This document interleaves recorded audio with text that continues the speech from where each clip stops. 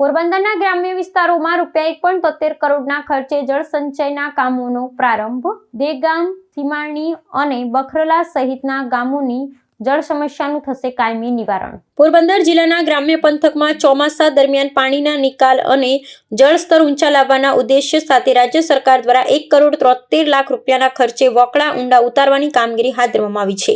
આ પરિયોજના અંતર્ગત દેગામ, સીમાણી, ભારવાડા, બખરલા અને બેરણ જેવા મુખ્ય ગામો સહિત આજુબાજુના અંતરિયાળ વિસ્તારોને આવરી લેવામાં આવશે।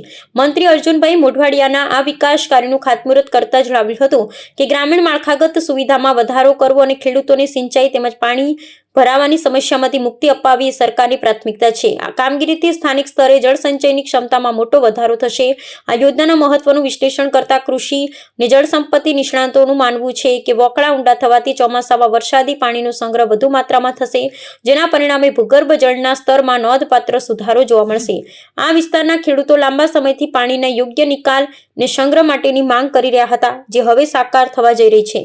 ખાતમુહૂર્ત કાર્યક્રમ દરમિયાન મંત્રીએ અધિકારીઓને ગુણવત્તાયુક્ત કામગીરી સમય મર્યાદામાં પૂર્ણ કરવા કડક સૂચનાઓ આપી હતી।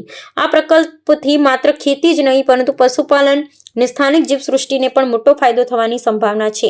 કાર્યક્રમના સમાપનમાં સત્રમાં ઉપસ્થિત ગ્રામજનો અને પંચાયતના પ્રતિનિધિઓ આ લોકકલ્યાણકારી નિર્ણયને વધાવી લીધો હતો। આ કામગીરીને પૂર્ણ થવાથી ચોમાસા દરમિયાન નીચાણવાળા વિસ્તારોમાં ભરાતા પાણીની સમસ્યાનું કાયમી નિરાકરણ આવશે અને ખેતીલાયક જમીનનું ધોવાણ પણ અટકાવી શકાશે। મંત્રીએ વધુમાં ઉમેર્યું હતું કે પોરબંદર જિલ્લાના સર્વાંગી વિકાસ માટે આગામી સમયમાં અન્ય પૂરક યોજનાઓ પણ અમલમાં મૂકવામાં આવશે।